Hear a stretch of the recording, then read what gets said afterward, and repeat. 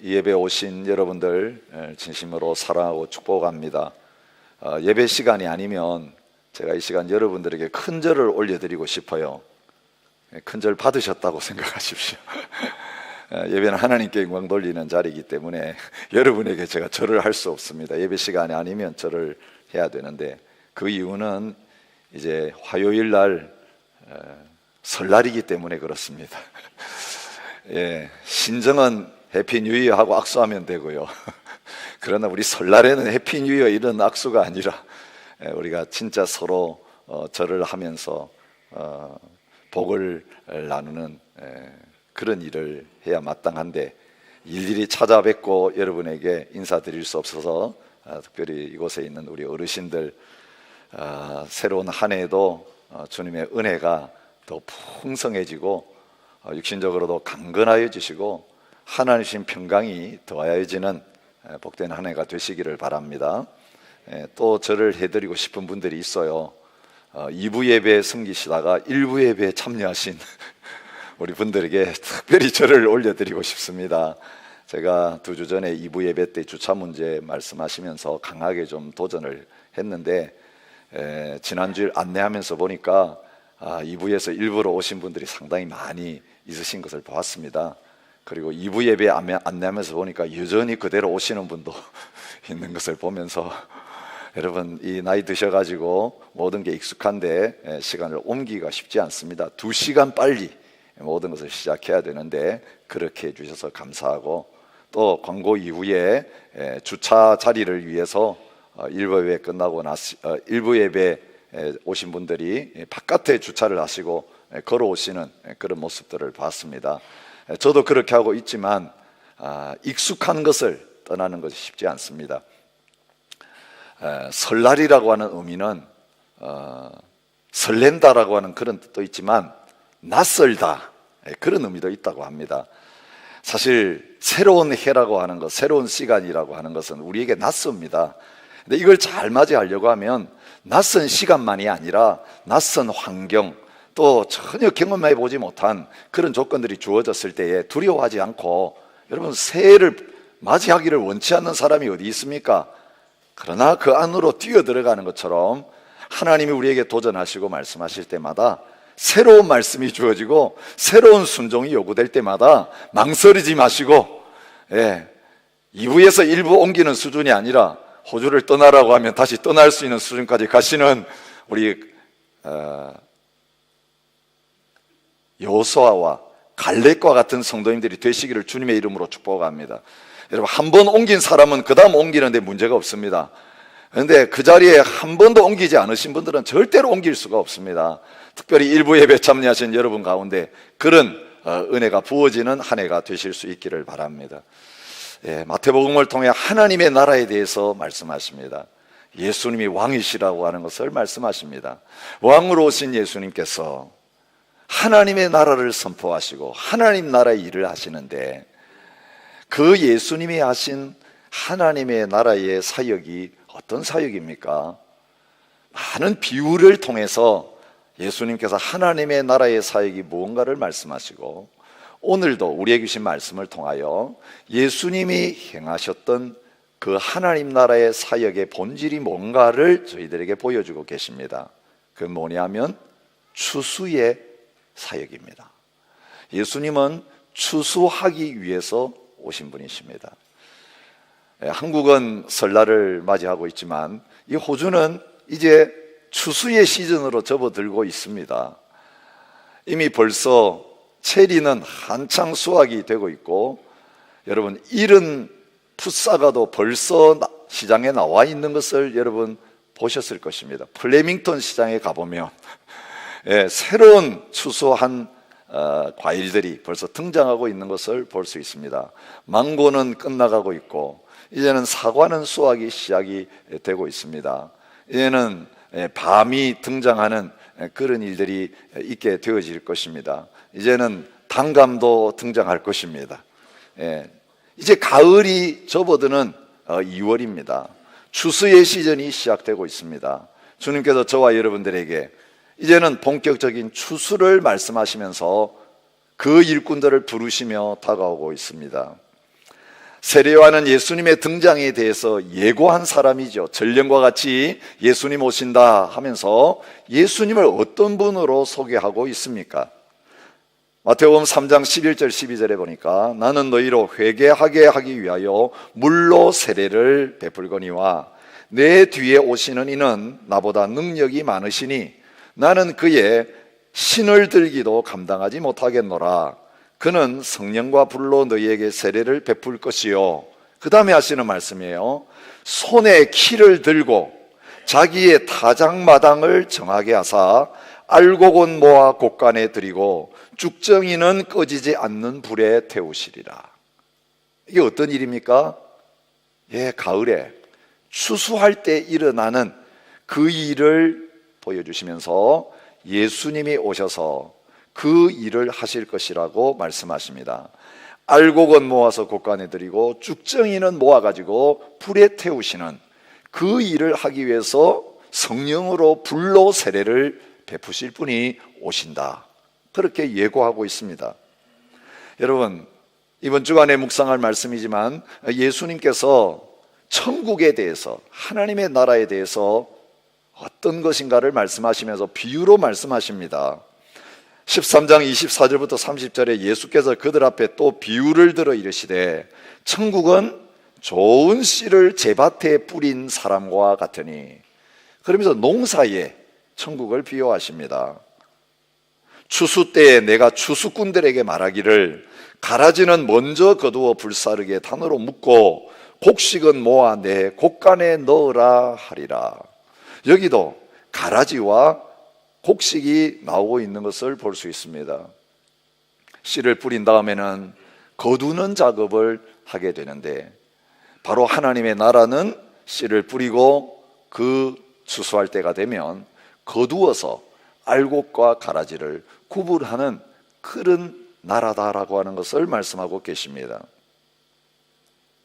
요한복음 4장 33절부터 40절부터 37절에 예수님이 사마리아를 방문하셔서 수가성에서 남편 5이 있던 여인을 개인적으로 만나셔서 복음을 전하시고 그가 주님을 영접하는 자리에 있게 하시면서 이 사마리아 여인 한 사람 통해 가지고 마을에 있는 모든 사람들이 다 예수님께 나와서 말씀을 듣게 되어지는 그런 일이 있는 것을 보여주시면서 이것을 예수님께서 추수라는 관점 속에서 해석하고 있는 것을 봅니다. 제자들이 양식 얻으러 구하러 갔다가 돌아와 가지고 예수님께 묻습니다. 배 안 고프십니까? 그때 예수님 말씀하십니다. 나는 너희가 모르는 양식이 있다라고 하시면서 그 양식이 뭐냐면 나를 보내신 이의 뜻을 행하며 그의 일을 온전히 이루는 이것이니라. 그게 무슨 양식입니까? 조금 전에 했듯이 잃어버린 한 영혼을 구원하는 그 일하는 것, 그것이 주님의 양식이고 예수님을 이 세상에 보내신 아버지의 뜻을 이루는 것이라고 말씀하시는 겁니다. 그렇게 설명하신 다음에 말씀하십니다. 너희는 넉 달이 지나야 추수할 때가 이르겠다 하지 아니하느냐? 그러나 나는 너희에게 이르노니 너희 눈을 들어 밭을 보라. 희어져 추수하게 되었도다. 거두는 자가 이미 삭도 받고 영생에 이르는 열매를 모으나니 이는 뿌리는 자와 거두는 자가 함께 즐거워하게 하려 함이라. 그런즉 한 사람이 심고 다른 사람이 거둔다 하는 말이 옳도다. 그렇게 말씀하고 계십니다. 예수님이 오셔서 추수 작업을 시작하셨고요, 그 추수는 주님 다시 오실 때까지 이어지다가 예수님 오시기 전에는 마지막 추수가 있게 되고 그 추수가 다 끝나고 나면 주님이 오신다는 것을 요한계시록 14장의 말씀을 통해 보여주고 있습니다. 거기에 이렇게 말씀하십니다. 또 내가 보니 흰 구름이 있고 구름 위에 인자와 같은 이가 앉으셨는데 그 머리에는 금 면류관이 있고 그 손에는 예리한 낫을 가졌더라. 또 다른 천사가 성전으로부터 나와 구름 위에 앉은 이를 향하여 큰 음성으로 외쳐 이르되 당신의 낫을 휘둘러 거두소서. 땅의 곡식이 다 익어 거둘 때가 이르렀음이니이다 하니 구름 위에 앉으시니가 낫을 땅에 휘두르매 땅의 곡식이 거두어지더라. 이게 곡식 거두는 추수입니다. 이 추수가 끝나고 나면 다음 추수가 나타나는데 또 다른 천사가 하늘에 있는 성전에서 나오는데 역시 예리한 낫을 가졌더라.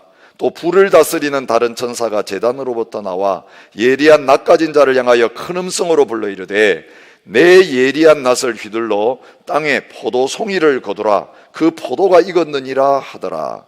천사가 낫을 땅에 휘둘러 땅에 포도를 거두어 하나님의 진노의 큰 포도주 틀에 던짐에 성 밖에서 그 틀이 밟히니 틀에서 피가 나서 말 굴레까지 닿았고 1600 스타디온에 퍼졌더라. 그렇게 말씀하고 계시는 것을 볼 수 있습니다. 여러분, 쭉정이, 가라지 그렇게 표현하던 말씀이 이 요한계시록 14장에 가서는 포도를 거두라 그렇게 말씀하고 계시는 것을 볼 수 있습니다. 여기에 포도는 좋은 이미지가 아닙니다. 하나님 앞에서 심판받을 그 대상을 가르치고 말씀하시는 것입니다. 예수님이 이 땅에 오셔서 추수의 작업을 어떻게 하셨는가, 그것을 보여주는 말씀이 8장부터 9장까지 산상보훈이 끝나고 예수님께서 사역하신 그 현장을 모아놓은 이 말씀을 통해서 저희들이 묵상했습니다. 예수님이 한창 추수를 하시면서 이제는 추수꾼들을 모집하시는 그 일이 10장에서 제자를 부르시는 일을 통해서 이어지게 될 겁니다. 여러분, 마태복음을 쭉 묵상할 때 그 흐름을 여러분이 잘 파악하셔야 합니다. 오늘 이 본문은 9장의 마지막이고 이 9장의 마지막은 10장으로 넘어가는 그러한 연결고리와 같은 그런 역할을 하고 있는 것입니다. 자기를 따르는 제자들에게 예수님께서 말씀하십니다. 추수할 것이 너무 많다. 여러분, 오늘 우리가 믿음의 눈으로 바라봐야 될 게 뭐냐 하면 예수님이 보시는 그 눈으로 휘어져 추수하게 되었다. 추수할 것은 너무 많은데 일꾼들이 없어서 그 밭의 곡식들이 거두어지지 못하고 있다. 탄식하시는 주님의 마음을 저희들이 함께 바라볼 수 있기를 원합니다. 그 많은 추수해야 될 곡식이 누굽니까? 사람입니다. 그 사람들을 무리라고 마태복음은 기록하고 있습니다. 여러분, 마태복음을 읽어보시면 무리와 제자가 구별이 되고 있는 것을 볼 수 있습니다. 예수님께서 사역하시는 그 대상, 추수하시는 사역인데 거두어 드리는 곡식과 같은 사람들입니다. 그 사람들이 무리입니다. 우리가 2주 전에 주일날 묵상한 말씀입니다. 그의 소문이 온 수리아에 퍼진지라 사람들이 모든 앓는 자, 곧 각종 병에 걸려서 고통당하는 자, 귀신 들린 자, 간질하는 자, 중풍병자들을 데려오니 갈릴리와 데가볼리와 예루살렘과 유다와 요단강 건너편에서 수많은 무리가 따르니라. 여러분, 예수님 하나님 나라 선포하시고 병 고치기 시작하니까 사방에서 소문을 들은 사람마다 다 몰려오고 있습니다. 여러분, 그때 의사가 없었습니까? 의사 있었습니다. 병원이 있었습니다. 그럼에도 불구하고 그들이 고치지 못하는 사람들이 예수님 나타났다고 하니까 사방에서 다 몰려올 정도로 가득했던 것을 보게 됩니다. 예수님 가시는 곳마다 인산인해를 이루었습니다. 아침부터 사람들이 몰려오고 저녁 늦게까지 기다리고 줄 서 있는. 여러분, 요즘 잘 때는 병원 비슷합니다. 예약하지 않으면 의사 만나기 어렵고 아침 새벽부터 와서 줄 서 있어야 돼요.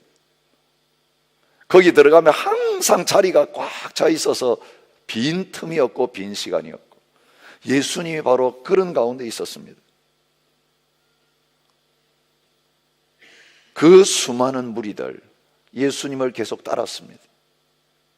산상보훈도 자기를 따르는 무리들을 보시고 산 위에 올라가서 앉으시면서 시작이 되었습니다. 산상보훈 마치시고 산에서 내려오니까 수많은 무리가 따랐다고 말합니다.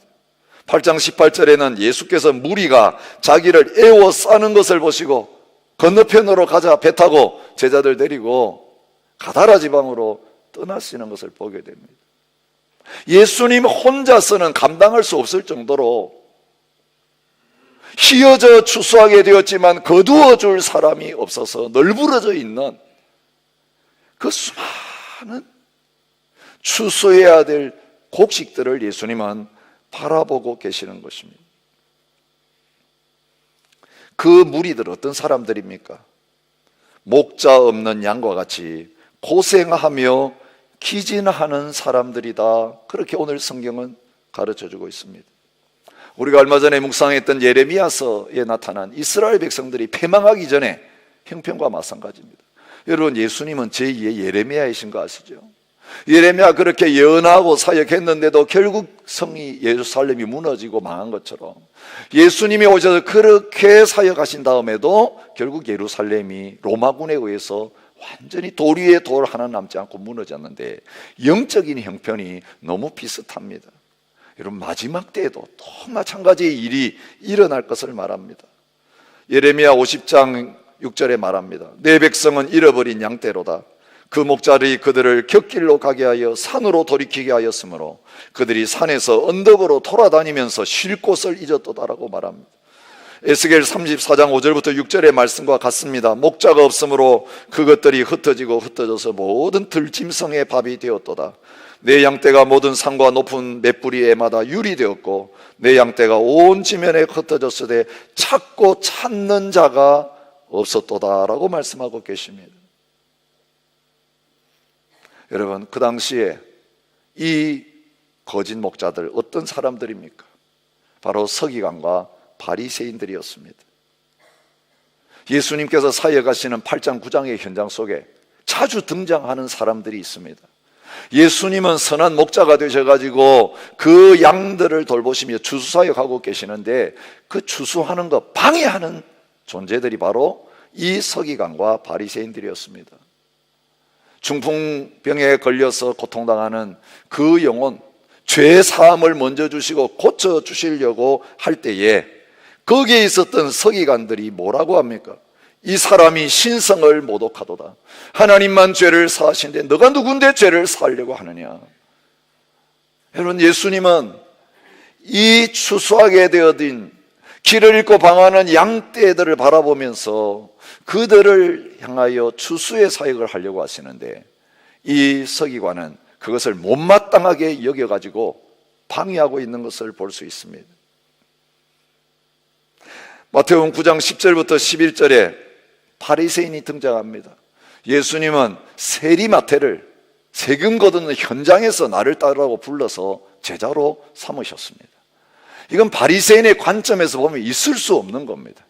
이렇게 민족을 반역하고 부정축제하는 이 대상을 어떻게 하나님의 아들이라고 하면서 메시아라고 하면서 자기 제자를 삼을 수 있느냐는 거예요. 그런데 예수님은 가장 치탄받는 죄인 중에 죄인 취급받는 그 세리, 현직 세리예요. 과거의 세리였다가 아니고 지금 세금 거두고 있는 그 마태를 불러서 제자로 삼으셨습니다.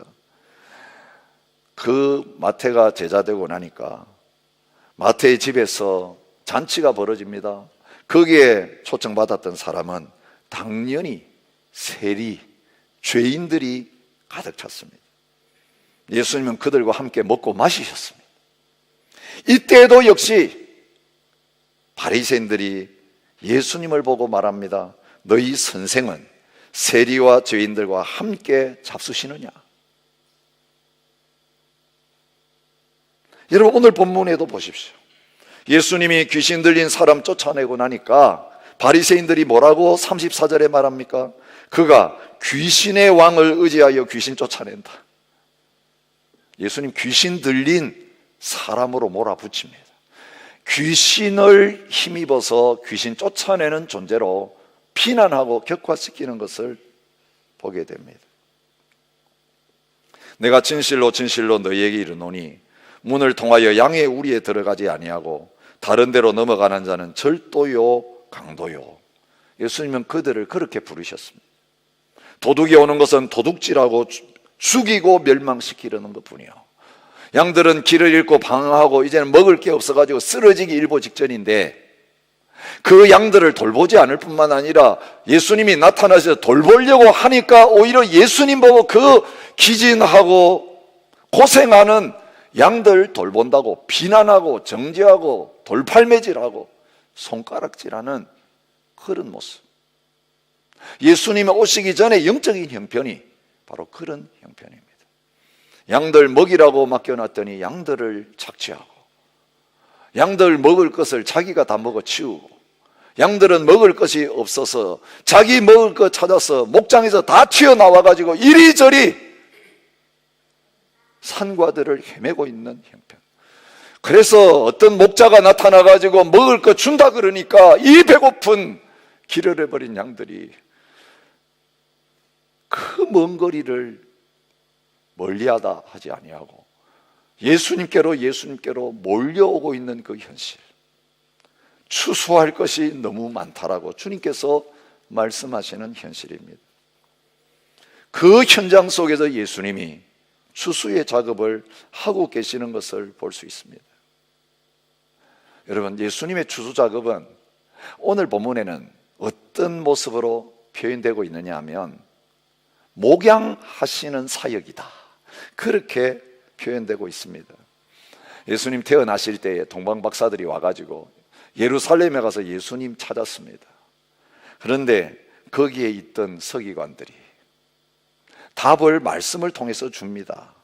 또 유대 땅 베들레헴아, 너는 유대 고을 중에서 가장 작지 아니하도다. 내게서 한 다스리는 자가 나와서 내 백성 이스라엘의 목자가 되리라. 그 예언의 말씀을 주어서 예루살렘으로 보내죠. 여러분, 이걸 인용하면서 마태복음에서 예수님은 목자이시다, 선한 목자이시다라고 하는 것을 보여주고 있습니다. 마태복음 18장 12절에서 예수님은 이렇게 말씀하십니다. 너희 생각에는 어떠하냐? 만일 어떤 사람이 양 100마리가 있는데 그 중에 하나가 길을 잃었으면 그 99마리를 산에 두고 가서 길 잃은 양을 찾지 않겠느냐? 이것이 예수님께서 이 땅에 오셔서 추수할 것은 많되 일꾼이 적다고 하시면서 친히 낫을 들고 추수의 현장에 뛰어드시면서 하고 계셨던 사역인 것을 보여주고 있습니다. 그 출발점이 뭡니까? 이 무리를 보실 때 그 마음에 불쌍히 여기시는 마음이 넘쳐났다는 거예요. 여러분, 지난 주일에도 저희들이 청지기 훈련을 했습니다. 또 교회에서 우리가 영혼들을 돌보는 셀 리더가 되고 또 청지기가 되어서 많은 사역을 합니다. 그런데 여러분, 초점을 놓치지 마셔야 됩니다. 우리의 사역은 돈에 관한 문제가 아니에요. 건물에 관한 문제가 아니에요. 여러분, 우리 맡고 있는 게 재정일 수도 있고, 맡고 있는 게 건물일 수도 있고, 맡고 있는 게 차일 수도 있고, 맡고 있는 게 음식 만드는 것일 수 있지만 결국 이 모든 것들은 어디에 초점이 맞춰져 있습니까? 사람의 초점이 맞춰져 있습니다. 영혼 살리는 데 초점이 맞춰져 있습니다. 우리가 잘못하다 보면 일하다가 사람을 죽일 수 있어요. 이 바리새인처럼 사람을 정죄하고 비난하고 쫓아내고 흩어지게 만드는 걸 우리가 열심히 교회 사역하면서 내 일을 하면서 해낼 수 있다는 거예요. 그리고 가장 중요한 것은 진정으로 추수하는 그 일을 하려고 하면 예수님처럼 영혼을 바라볼 때 불쌍히 여기는 마음이, 그 목자의 마음이 우리에게 있어야 되는 거예요.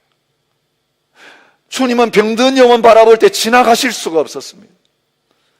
다윗의 자손 야수여 나를 불쌍히 여겨달라고 오늘 부르짖는 그 맹인들 보면서 할 일 많으시고 바쁘신데도 발걸음을 멈추시고 나를 불쌍히 여겨달라고 하는 그 비참한 영혼들을 바라볼 때 지나가실 수가 없었습니다. 강도반다 쓰러져 있는 그 사람을 그냥 가실 수가 없는 분이 주님이셨습니다. 모든 추수사역의 중심은 무엇이 있냐 하면 무리를 보시고 불쌍히 여기시니. 그래서 하신 일이 뭡니까? 그 추수할 밭들이 널려있는 모든 도시와 마을을 다니시면서 추수의 사역을 하고 계시는 거죠. 그것이 고생하고 먹을 것이 없어서 영적으로 굶주린 그 영혼들 향하여 천국 복음을 전파하시고 가르치실 뿐만 아니라 모든 병을 고치시고 귀신을 쫓아내시는 사역하신 거예요. 여러분 오해하지 마세요. 하나님 나라 사역은 영적인 부분만 있는 거 아니에요. 여러분 야고보서가 그렇게 행함이 없는 믿음을 책망하면서, 혹은 요한 서신이 너희 진짜 그리스도 안에 있는 사람이냐라고 하면서 지적하고 있는 게 뭐냐면, 복음은 주어놓고 그들이 당장 먹을 게 없는데, 마실 게 없는데, 입을 옷이 없는데 그걸 공급해 주지는 않고 있는 거예요. 자, 영혼 구원에서는 이제 천국 가면 됩니다. 그런데 천국 가려고 하면 시간이 많이 남았어요. 구원받았는데 이 세상에서 먹고 살아야 돼요. 근데 그런 사람들은 돌보지 아니하고, 하나님이 돌보아 주실 것이다, 하나님께 기도하겠습니다, 이러고 떠나가는 거예요. 아니라고 말씀하신 거예요. 예수님의 주수사역, 예수님의 목양사역은 천국 복음을 전해서 그들을 구원하신 다음에 실제적으로 그들의 병을 고치시고 그들이 가지고 있는 모든 아픔과 문제 속에 들어가셔서 그것을 구원하시는 거예요. 여러분 병자를 고치시면서 8장에서 뭐라고 합니까? 예수님께서 오셔서 대신 맞으시고, 그죠? 대신 채찍을 맞으시고 찔리신 이유는 그들의 약함을 담당해 주시기 위한 거라고 말해요. 영적인 육적인 모든 연약함 다 죄 때문에 온 거예요. 그 죄의 결과로 생겨진 모든 것을 십자가에서 짊어지시면서 이제는 그 고생하고 기진한 양들을 향하여 다가가셔서 천국 복음을 전하시고 가르치시고 실제적으로 그들을 고치시면서 일을 하셨는데, 그 모든 중심에 뭐가 있는가? 그 목자 없는 양들을 보시면서, 무리를 보시면서 불쌍히 여기시면서 그렇게 하신 것을 성경은 가르쳐주고 있습니다. 마가복음 6장 34절에 예수께서 나오사 큰 무리를 보시고 그 목자 없는 양 같음으로 인하여 불쌍히 여기사 이에 여러 가지로 가르치시더라. 영적으로 양식이 없는 자들에게는 영의 양식을 먹이시면서 말씀을 가르치는 일을 하고 계셨고, 마태복음 14장 14절 예수께서 나오사 큰 무리를 보시고 불쌍히 여기사, 여기서 큰 무리가 기다리고 있는데 어떤 무리입니까? 병들어 있는 무리들이에요. 고쳐줄 사람이 없는 무리들이에요. 그 병들어 죽어가는 힘이 빠져서 고생하고 있는 사람들을 바라볼 때마다 불쌍히 여기사 그 중에 있는 병자를 고쳐주시니라라고 말하고 있는 것입니다. 마태복음 15장 32절에도 예수께서 제자들을 불러 이르시되 내가 불쌍히 여기노라. 그들이 나와 함께 있은지 이미 사흘임에 먹을 것이 없도다. 길에서 기진할까 하여 굶겨 보내지 못하겠노라. 여러분, 영의 양식이 말씀만 주시는 게 아니라 예수님 따라다니라고 가난해서 먹을 것이 없어서 배가 쫄쫄 고파서 돌아가다가 도중에 쓰러질 지경이 되어 있는 이 무리들을 보시고서는 예수님이 오병이어를 가지고서라도 기적을 베푸셔서 그들의 육신적으로 줄인 배를 채워주고 계시는 것을 볼 수 있는 것. 그 모든 중심에 뭐가 있습니까? 그 무리들이 영적으로, 육신적으로, 마음에 있어서 병들어서 결핍한 가운데 있어서 죽어가고 있는 것을 바라볼 때마다 하나님의 형상으로 지음받은 소중한 존재, 죄 때문에 하나님의 영광을 누리지 못하고 그 비참한 자리에 있는 걸 바라볼 때마다, 비정상인 상태를 바라볼 때마다 정죄하고 책망하는 것이 아니라 내가 이걸 채워주어서 정상으로 회복시켜 줘야 되겠다는 마음이 있는 거예요. 가늠하다가 현장에서 붙잡힌 죄인을 바라볼 때 바리새인들은 돌로 쳐야 됩니까 말아야 됩니까를 논의하고 있을 때, 예수님은 그 가늠하다가 죄 짓고 넘어진 여인 어떻게 하면 회복시켜가지고 다시는 가늠하지 않는 자로 만들 수 있겠는가, 거기에 관심을 가지는 거예요. 어릴 때부터 태어날 때 맹인된 사람 제자들은 만났을 때 누구 죄 때문에 저렇게 되었습니까? 자기 죄 때문입니까? 부모 죄 때문입니까? 이 죄를 누구 죄 때문이냐 하면서 도와줄 생각은 하지 않는데, 예수님은 똑같은 그 맹인을 바라보시면서 하나님의 영광을 위해서 그렇게 한다고 자기가 직접 누구 죄 때문이도 아니고 이 사람 내가 고쳐주려고 왔다고 하시면서 하나님의 영광을 드러내시는 수단으로 쓰고 계십니다. 여러분, 오늘 우리가 일해야 될 현장과 사람을 바라볼 때 특별히 정상적이지 못한 상태에 있는 사람, 죄 가운데 빠져서 죄악의 냄새를 풍기고 있는 사람, 육신적으로 병들어서 고통당하고 있는 영혼들 바라볼 때 어떻게 하고 있습니까? 저 사람 죄 때문에 벌 받는 거 당연하다고 생각하십니까? 뭔가 숨은 죄가 있으니까 저렇게 고생하는 거야, 병들린 거야, 그렇게 바라보고 계시면서 그냥 스쳐 지나가고 계십니다. 여러분, 목자 되신 주님의 마음이 저와 여러분들에게 부어질 수 있기를 바라고 저희 교회에 부어질 수 있기를 바랍니다. 이 그랜빌에 그런 사람들이 가득합니다. 이 시드니 땅에 그런 사람들이 너무 가득합니다. 우리 자신 거 챙기느라고 내 앞만 바라보고 우리 교회 앞만 바라보고 있으니까 이게 안 보이는데, 여러분, 이 울타리 조금만 나가서 세상을 들여다보고 주님의 마음으로 찾아다니면 길을 잃고 방황하는 어린 다음 세대들부터 시작해가지고 마약에 중독되고 도박에 중독되고 술에 중독되고 이 세상에 중독돼가지고 방황하면서 죽어가고 있는 그 영혼들이 널브러져서 길거리에 있습니다. 노숙자들만이 아닙니다. 영적으로 보면 목자가 없어서 제대로 돌봄을 받지 못하고 죽어가는 영혼들이 얼마나 많은지 모르겠습니다. 주님이 불쌍히 여기시되 그들이 천국 백성이 되고 거기에서부터 자유함을 얻는 놀라운 역사들이 일어나고 있는 것을 볼 수 있습니다. 여러분, 이 목자 되신 주님 만나시는 저와 여러분 되시기 바랍니다. 주님, 여러분 불쌍히 여기십니다. 왜 그랬냐 묻지 않으십니다. 아담 하와 숨어 있는데 아담아 내가 어디 있느냐 찾아오셨어. 불러주신 주님. 나무 위에 올라가 있는 삭개오 그 앞에서 삭개오야 이름을 부르시며 내려오라. 내가 너희 집에 들어가려고 한다. 오늘 너희 집에서 자야 되겠다고 불러주신 그 주님. 여러분, 이 시간 무엇 때문에 고생하고 무엇 때문에 힘을 잃어버리고 삶의 의욕까지 없어지는 자리에 계십니까? 주님은 선한 목자가 되셔서 저와 여러분을 찾아오셔서 가르치시고 천국 복음을 전파하시고 그 병에서부터 건져주시고 영적으로 귀신 들렸으면 귀신을 쫓아내주시고 자유케 하시는 놀라운 일을 행하기를 원하십니다. 바로 저희 교회가 그런 바른 추수터가 되기를 원합니다.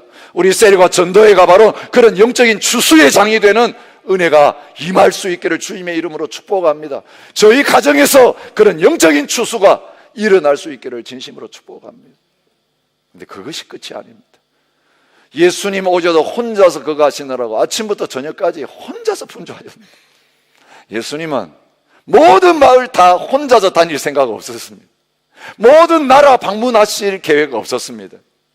지금부터 예수님이 본격적으로 하시는 일은 뭡니까? 37절에 이에 제자들에게 이르시되 추수할 것은 많되 일꾼은 적으니 일꾼 내 혼자뿐이다. 이 추수할 모든 곡식들 나는 혼자서 절대로 거두지 못한다. 그러므로 추수하는 주인에게 청하여 추수할 일꾼들을 보내주소서 하라. 여러분, 예수님 사역에 가장 중요한 것이 직접 추수하시는 것만 아니고요, 천국 복음 전파하시고 가르치시고 고치고 귀신 쫓아내는 그 사역만이 아니라 더 중요한 것은 우리가 2주 전에도 같이 말씀하셨어요. 천국 전파하시면서, 그죠? 천국 복음 전파하시면서 제자들 부르시는 게 굉장히 중요한 사역이에요. 이제 10장에 가면 그 주님을 대신해서 추수할 일꾼들을 훈련시키시고 세우시고 이제는 휘어져 주석의 한 밭으로 보내시는, 그것이 마태복음 28장 마지막까지 나타나 있는 예수님의 메인 사역인 것을 보여주고 있습니다. 산상보훈도 무리들 때문에 산에 올라가셨지만 누구에게 하신 말씀입니까? 이에 제자들이 나온지라, 그러면서 입을 열고 제자들에게 가르치시는 사역. 내일 묵상할 10장 1절부터 8절에 보면 이에 예수께서 그의 12 제자를 부르사 더러운 귀신을 쫓아내며 모든 병과 모든 약한 것을 고치는 권능을 자신만 행사하신 게 아니라 제자들에게도 주시고 이 12명을 보내시면서 명령하여 이르시되 잃어버린 양에게로 가라. 내가 너희에게 보여준 그 잃어버린 양, 지금도 고생하고 길바닥에 넘어져 있는, 살려달라고 부르짖고 있는 그 잃어버린 양에게 너희가 이제는 가라고 말씀하십니다. 가면서 내가 했던 것처럼 전파하여 말하되 천국이 가까이 왔다 하고 병든 자를 고치고 죽은 자를 살리고 나병 환자를 깨끗하게 하며 귀신을 쫓아내되 너희가 거저받았으니 거저주어라. 여러분, 제자들에게 예수님은 자신이 하는 일을 제자도 할 것을 기대하셨어요. 그러면서 내가 너희에게 보여준 그대로 너희들이 가르칠 뿐만 아니라 실제적으로 행하는 자리에 설 것을 요청하고 계시는 것입니다. 지금 오늘 이 시대의 영적 상황이 그런 상황입니다. 하나님의 교회 안에 추수할 일꾼들이 세워져야 합니다. 이 일꾼들이 필요합니다. 여러분, 이 세상에 잡을 구하기가 쉽지는 않습니다. 좀 돈 좀 될 만하고 사람들이 좋아하는 잡은 항상 가득 차 있습니다. 근데 하나님의 나라의 가장 중요한 잡, 추수하는 일꾼이 되는 잡은 그 자리가 항상 베이컨트 되어 있다고 말씀하십니다. 잡 베이컨시, 포지션 베이컨트.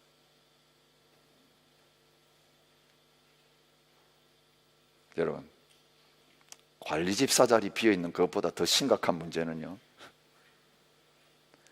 진짜 하나님의 교회 안에 돌봐야 될 어린 생명들과 영혼들이 너무너무 많은데, 조금만 들어와서 그 가면을 벗기고 속에 들어가 보면 울고 앉아있는 영혼들이 너무 많은데, 주님은 그 영혼 곁에서 울고 계시고 팔을 씻기고 계시는데, 피고름을 짜고 계시는데, 그 옆에 같이 붙어서 그 영혼 살리기 위해서 추수하는 일꾼들은 너무너무 부족한 현실이라는 거예요. 마태복음 20장의 현실이 오늘 저와 여러분들의 현실이에요.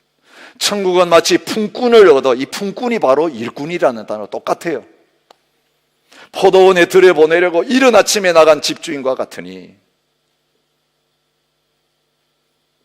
이른 아침에 만나서 들여보내고 제3시에 나가보니 장터에 놀고 서 있는 사람들이 또 있는지라 그들에게 이르되 너희도 포도원에 들어가라.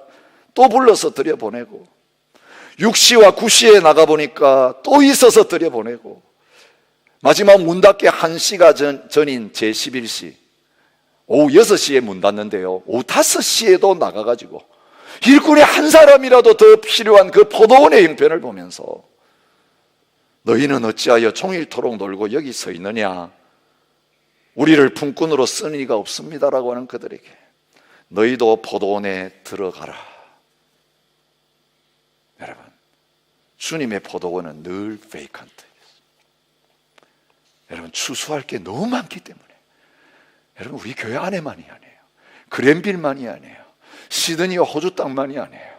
열방을 위해 기도하다 보면 지금도 열방에서 죽어가는 사람들이 얼마나 많아요. 가난하고 병들어서 먹고 살겠다고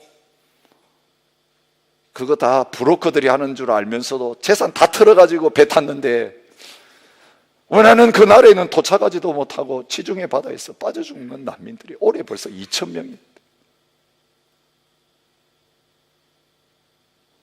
여러분, 이 세계 곳곳이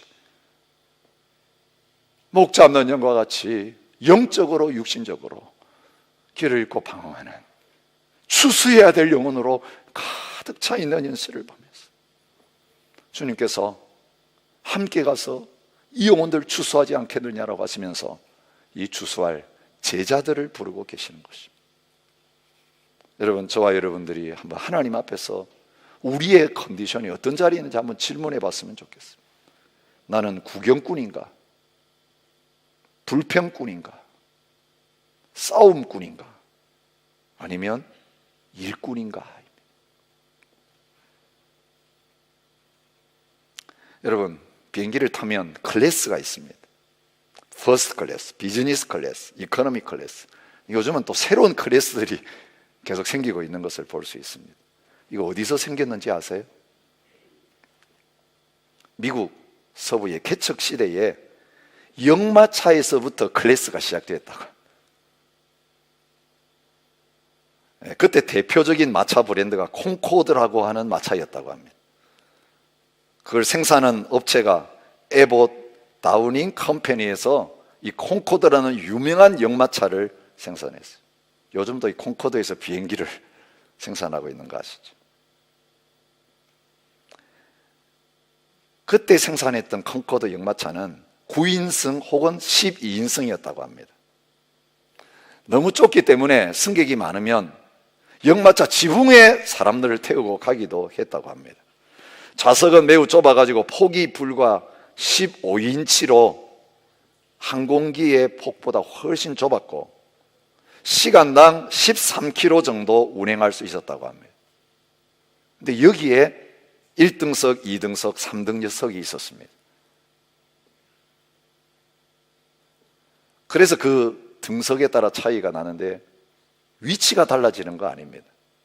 자리가 더 넓고 폭이 길고 그런 것 아니라 똑같은 좌석인데 1등석, 2등석, 3등석 표를 사야 했습니다. 여행할 때 받는 대접의 차이입니다. 1등석 손님은 어떤 일이 이동하는 도중에 일어나도 마차에서 내리지 않고 앉아 있는 사람이에요. 끝까지 앉아서 갈 수 있는 사람이에요. 2등석 손님은 만약 도중에 가다가 마차가 어려움이 생기면 내려서 걸어가야 되는 사람이에요. 그 문제 해결될 때까지. 3등석은 어떤 사람입니까? 내리면 마부를 도와가지고 마차를 고치고 그 다음에 언덕으로 올라갈 때는 마차를 밀어야 되는 사람이 3등석이에요. 여러분 몇 등석 성도세요? 몇 등석이 되기를 원하세요? 주님은 오늘 하나님의 교회 3등석을 찾고 계세요. 1등석은 비어 있어도 괜찮아요. 2등석만 해도 괜찮죠? 걸어가 주니까. 짐이 되기 싫다. 그런데 일은 못해요. 그냥 3등석은 편안할 때는 타고 가다가 말이 힘이 들어가지고 언덕을 못 올라가면 마차 바퀴가 부서지면 내려가지고 땀을 뻘뻘 흘리면서 그 마차가 계속 갈 수 있도록 고치는 사람이에요. 오늘 그것이 주님이 찾으시는 추수할 일꾼들이에요. 일꾼들은 일꾼이 어디에 부족한가를 찾아요. 어디에 베이컨트한가를 봐서 거기에 뛰어들어가요. 여러분 일꾼이 많은데 왜 거기 사람들이 모여들 필요가 있겠어요? 아, 여기에 일꾼이 필요하구나. 여기에 잃어버린 영혼들이 너무 많구나. 사각지대가 있어요. 돌봄을 제대로 받지 못하는 사람들이 보일 때에 왜 안 돌보느냐고 말하지 않고 내가 뛰어들어가서 내부터 이 한 사람 붙들고 씨름하겠다. 주님은 그런 추수할 일꾼들을 부르시면서 같이 목양하자, 같이 추수하자라고 저와 여러분들 부르고 계세요. 여러분 이것이 저와 여러분에게는 복음의 기쁜 소식이 될 수 있기를 주님의 이름으로 축복합니다. 나같이 하루 종일 할 일이 없어서 길거리에 서 있던 사람을 이 주님이 하시는 그 일의 현장에서 주님과 함께 동력하는 그 자리에 불러주시. 세리라도 괜찮다고 하세요. 어부라도 괜찮다고 하세요. 우리 과거를 묻지 아니하시고 이 목자의 마음, 나의 마음을 가지고 함께 일하지 않겠는가. 오늘 이 한 해가 가르쳐 지키게라고 하시는 주님의 말씀에 순종하면서 오늘 이 복음 들고 한 손에 빵을 들고 이 길을 잃어버리고 고생하며 기진한 그 영혼들을 찾아서 천국의 알곡으로 추수하는, 그래서 열매가 풍성한 한 해가 될 수 있기를 주님의 이름으로 축복합니다. 제자는 누굽니까? 추수꾼은 누굽니까? 내 자신의 필요를 채우고 내 먹고 살기에 힘쓴, 내가 펄펄 살아있는 사람은 절대로 일 못합니다. 1등석에 앉아서 대접받고 싶어하는 사람은 절대로 내려가지를 않습니다. 나는 죽고 목자가 되신 예수님이 내 안에 살고 추수의 주인이 되시는, 추수꾼이 되시는 예수님이 내 안에 산 사람은 주님의 마음 나도 가지고 주님의 일을 같이 하는 자리에 갈 수 있을 겁니다. 오늘 이 성찬식의 자리는 그런 자리입니다. 주님, 예수 믿을 때 내 계획과 꿈과 목적은 다 죽었습니다. 내 이익을 추구하고 살아가려고 하는 그거, 예수님 만나는 순간, 왕이신 주님 만날 때 이미 다 내려놓았습니다. 이제부터 나의 삶은 주님이 하고 싶어 하시는 그 일을 내가 일꾼이 되어서 섬기면서 사는 삶입니다. 주님, 이제는 내가 죽고 예수님이 내 안에 온전히 살아계셔서 주님이 내 안에서 하고자 하시는 그 일을 하기 위해서 여기 가자 그러면 여기 가고, 이 일 하자 그러면 이 일하고, 여러분, 세상 사람들이 그 일을 어떻게 평가해도 상관없이, 나에게 그 일 하다가 어떤 손해가 오고 어떤 대가를 지불해도 상관없이, 이제는 그 주님과 함께 살며 주님과 함께 일하는 그 자리로 나아가는 저와 여러분 되시기를 주의 이름으로 축복합니다. 우리 함께 그 주님 바라보시면서 십자가 앞으로 나가십시다. 주님, 십자가에서 나는 죽었습니다. 그래, 주님이 내 안에 살아계십니다. 이 성찬식을 통해 다시 이 복음의 출발점을 회복하면서 주님과 함께 다시 출발하고 시작하는 저와 여러분 되시기를 바랍니다. 같이 찬양하겠습니다.